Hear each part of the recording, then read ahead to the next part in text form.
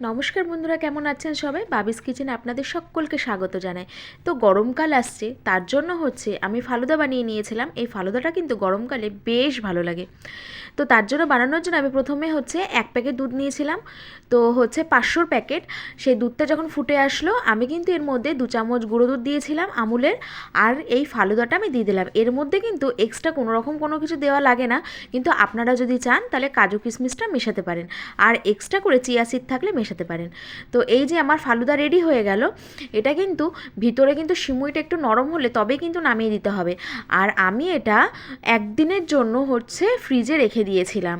তো তারপরের দিন দুপুরবেলা একদম ঠান্ডা ঠান্ডা মেয়েকে দিয়ে দিলাম। মেয়ে তো খেয়ে ভীষণ খুশি।